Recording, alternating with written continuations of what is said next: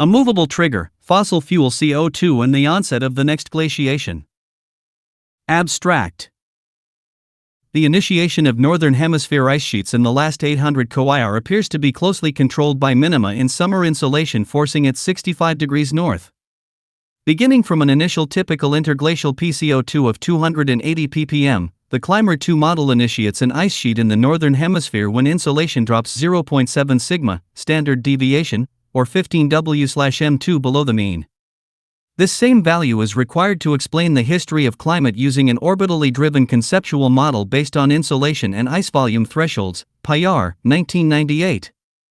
When the initial baseline PCO2 is raised in Climber 2, a deeper minimum in summertime insolation is required to nucleate an ice sheet.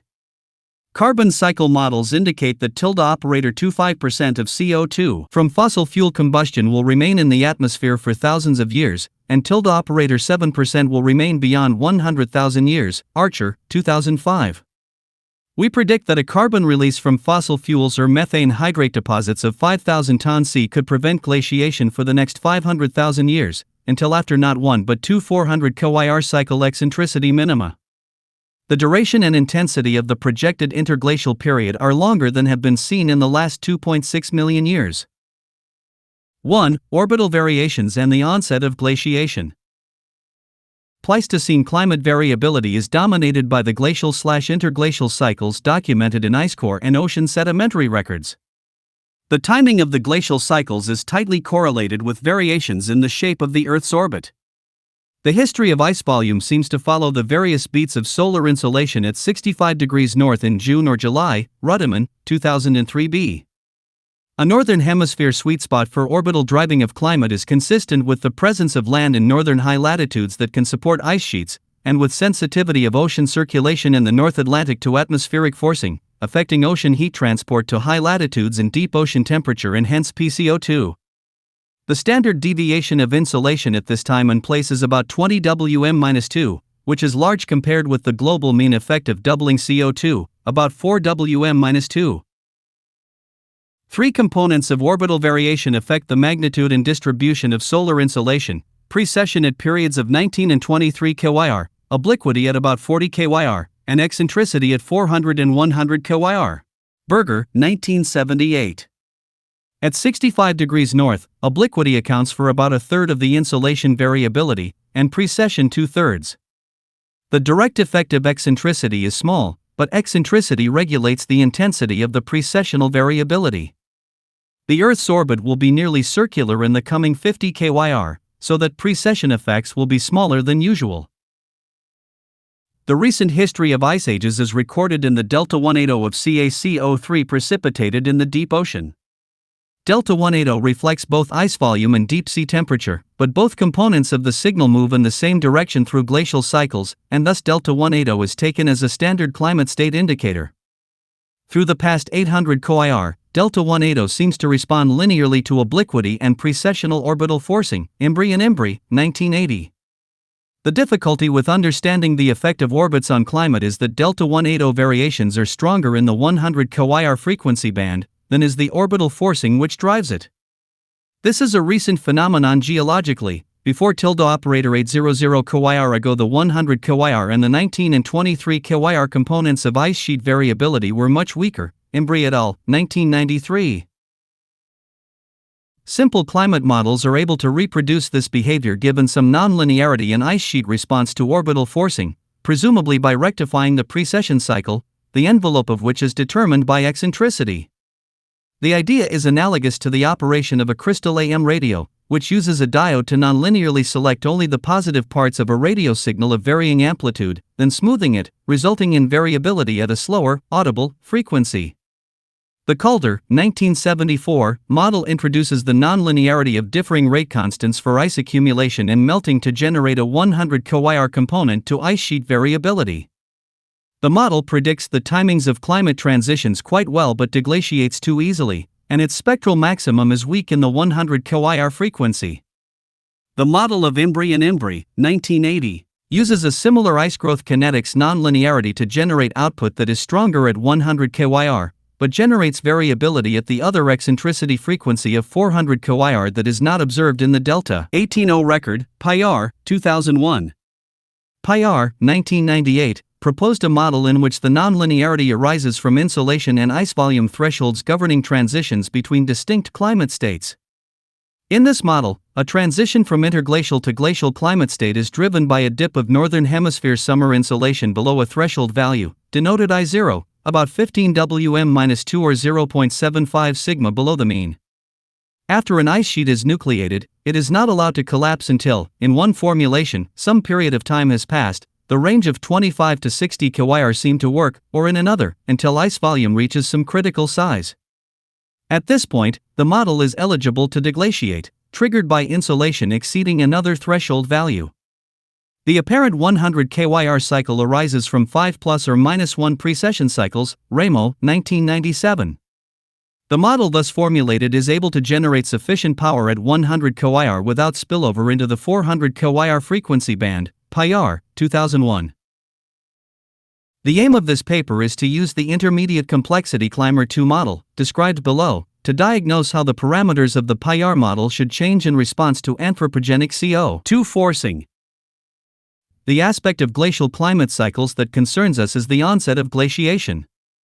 Nucleation of an ice sheet from an interglacial climate is perhaps the easiest part of the glacial cycle to understand and forecast. Glacial onset begins from the interglacial climate state, for which cloudiness, humidity, heat transports, etc. are known, in contrast to the glacial climate state. Also, the nucleation of an ice sheet is easier to understand than its subsequent growth or collapse. Models require some amplifying feedback, from sea ice, Kodry et al., 2001, or the terrestrial biosphere, Ganopolski et al., 1996, to nucleate on the basis of insolation forcing, but insolation is always the primary driver. PIR's choice of a simple insolation trigger for ice sheet nucleation from an interglacial climate therefore seems a sensible one, by process of elimination. What else is there?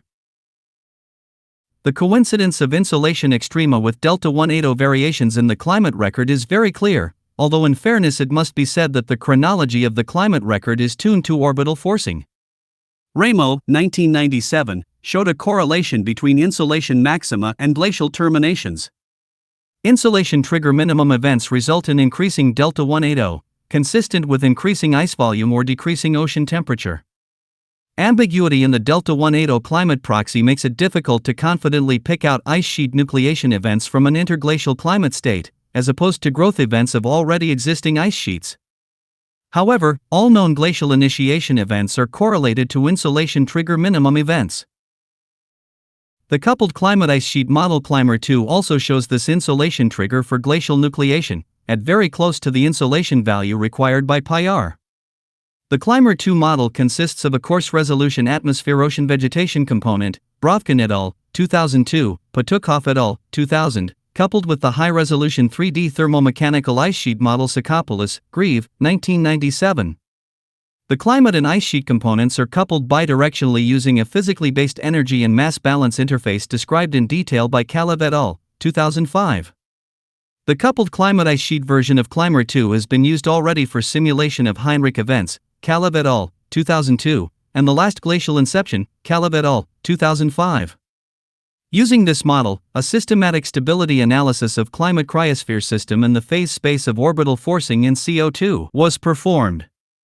In these model experiments, are Kalev and Ganopolski, Multi-Stability and Hysteresis in the Climate Cryosphere System, manuscript in preparation, 2005, hereinafter referred to as Kalev and Ganopolski, manuscript in preparation, 2005, the existence of different equilibrium states as a function of summer solar insolation at 65 degrees north was traced by gradual changes of summer solar insolation for several CO2 concentrations. Different values of summer solar insolation were obtained by gradual variations of the Earth's orbital eccentricity within its observed range, 0 to 0.07. In these experiments, obliquity was set to its present value and the precessional parameter was set to either cold orbit, northern hemisphere summer occurs during aphelion, or warm orbit, northern hemisphere summer occurs during perihelion.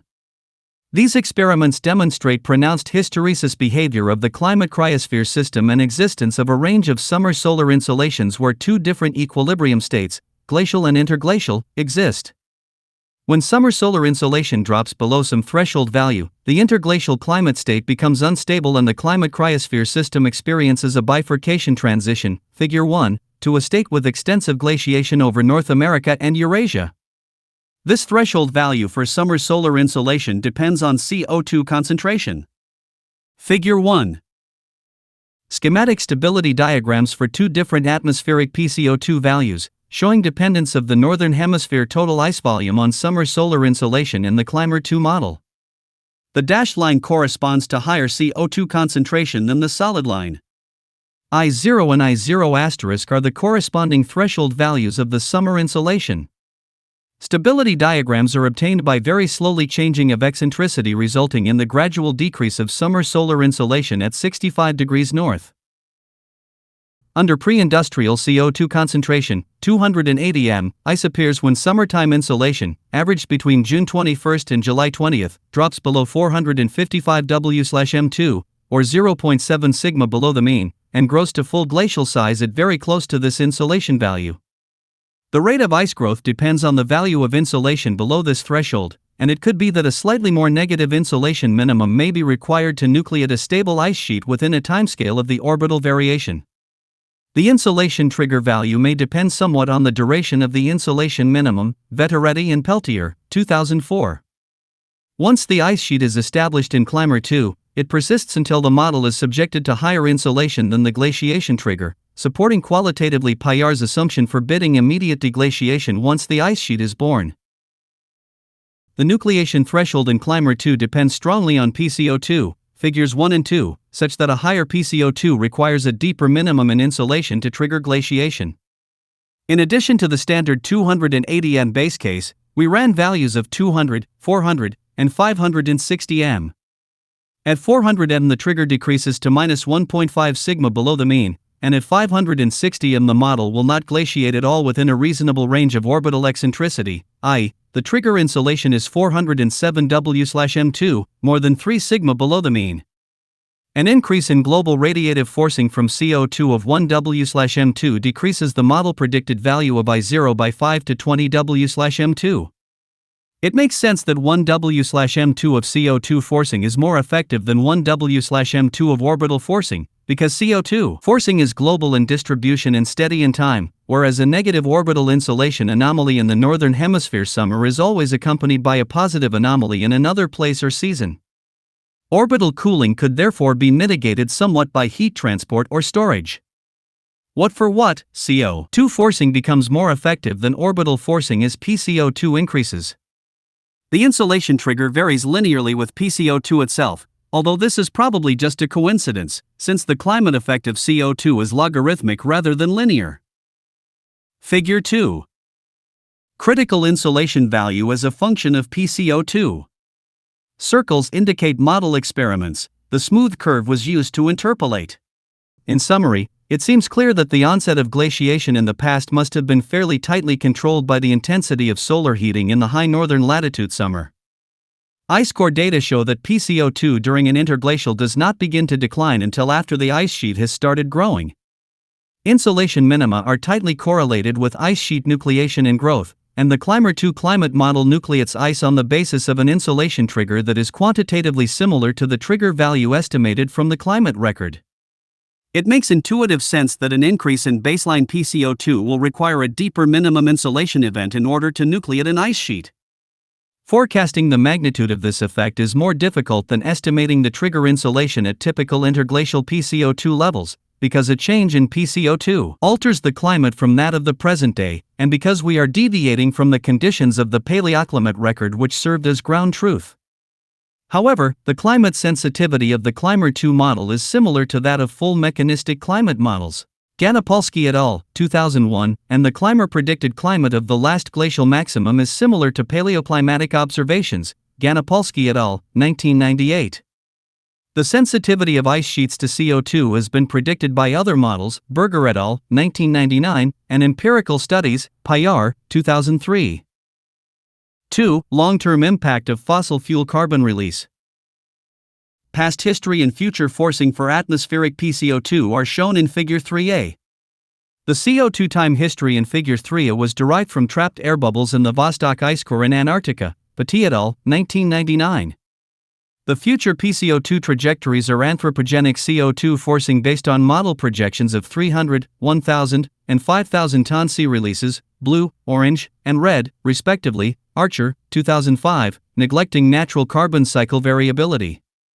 The equilibrium partitioning of a slug of new CO2 between the atmosphere and the CACO3 buffered oceans is such that, in the absence of natural CO2 forcing such as glacial inception, approximately 7% of the CO2 remains in the atmosphere 100 kYr after the perturbation, ultimately to be neutralized by the silicate weathering cycle, Berner and Caldera, 1997.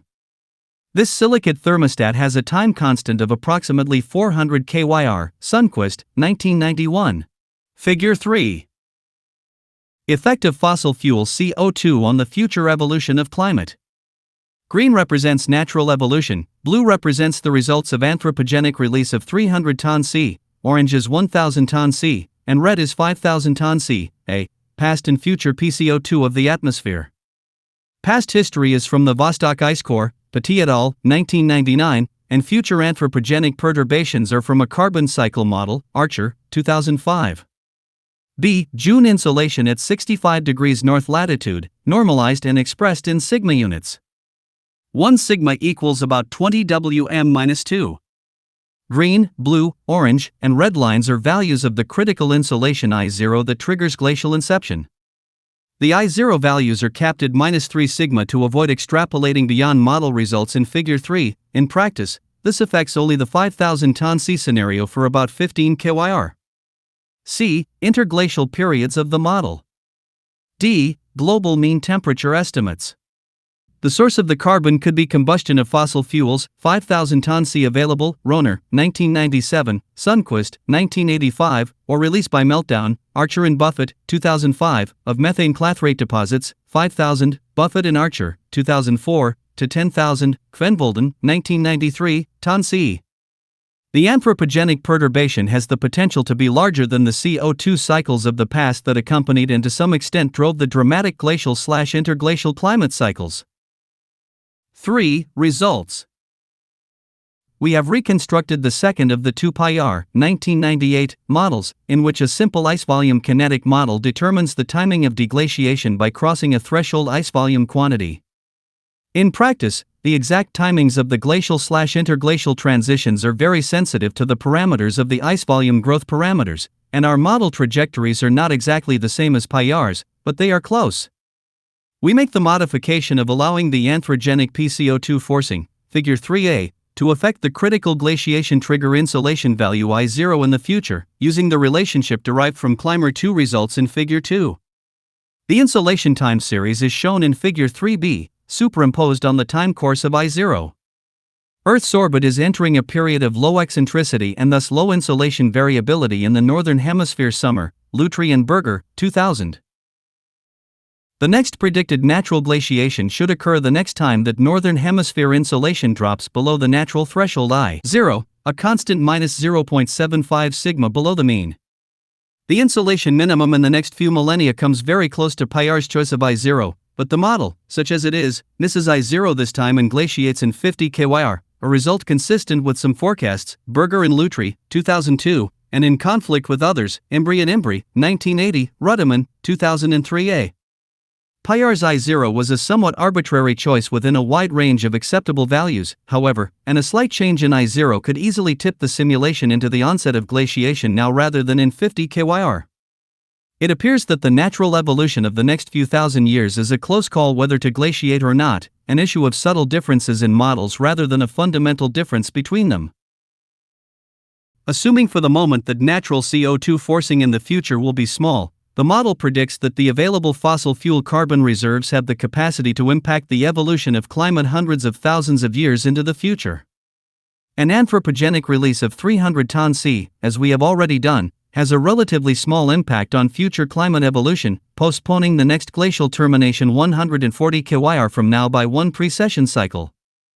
Release of 1,000 ton C, blue lines, Figure 3C, is enough to decisively prevent glaciation in the next few thousand years, and given the long atmospheric lifetime of CO2, to prevent glaciation until 130 kYr from now. If the anthropogenic carbon release is 5,000 ton or more, red lines, the critical trigger insolation value exceeds 2 sigma of the long-term mean for the next 100 kyr. This is a time of low insolation variability because of the Earth's nearly circular orbit. The anthropogenic CO2 forcing begins to decay toward natural conditions just as eccentricity, and hence insolation variability, reaches its next minimum 400 kyr from now. The model predicts the end of the glacial cycles, with stability of the interglacial for at least the next 500,000 years. Figure 3c. Figure 3d compares past and future climates using the metric of global mean temperature. Past temperatures are derived by scaling delta 180 variations to global mean temperature variations of 6 degrees Celsius, the difference between LGM and pre-anthropogenic. Although ice volume and temperature changes are not simultaneous in the past, the analysis gives a rough idea of the scale and patterns of past temperature cycles. Changes in future ice volume are converted to temperature with the same scaling. We presume that the temperature change associated with a future glaciation would be amplified by a natural CO2 drawdown, as it is done in the past. The scaling factor between ice volume and temperature, 6 degrees Celsius between full glacial and interglacial, implicitly includes this natural CO2 amplification effect. To the glaciation forcing we add anthropogenic CO2 temperature forcing, using a climate sensitivity delta T2x of 3 degrees Celsius for doubling CO2. For the 5,000 ton C case, the global mean temperature perturbation, averaged over the next 500 kyr, is 4.7 degrees Celsius. How could natural CO2 variation modify this forecast? The natural CO2 drawdown associated with a descent into glacial conditions will not be an issue if the transition from interglacial to glacial climate does not occur. There may, however, be a positive feedback release of CO2 from the terrestrial biosphere, Cox et al., 2000, or the oceans, Archer et al., 2004, analogous to the poorly understood amplifying role of CO2 during deglaciation. The timing of the CO2 rise during deglaciations, Broker and Henderson, 1998, would be consistent with a positive feedback mechanism by which the temperature of the ocean, for example, affects atmospheric PCO2 through changes in the CO2 solubility. Models of the ocean chemistry do not show anything like the sensitivity required to drive the observed 80 to 100 ppm PCO2 change, however, so other factors must be at work, Archer et al., 2000. The future PCO2 trajectories presented here include the expected feedback from deep sea warming, but any further positive feedbacks would increase the long-term climate impact beyond what we present here. 4. Summary. The combination of relatively weak orbital forcing and the long atmospheric lifetime of anthropogenic carbon could generate a longer interglacial period than has been seen in the last 2.6 million years. This will have consequences for the major ice sheets in Antarctica and Greenland, Hybrex and de Wolde, 1999, and for the methane clathrate reservoir in the ocean, Archer and Buffett, 2005.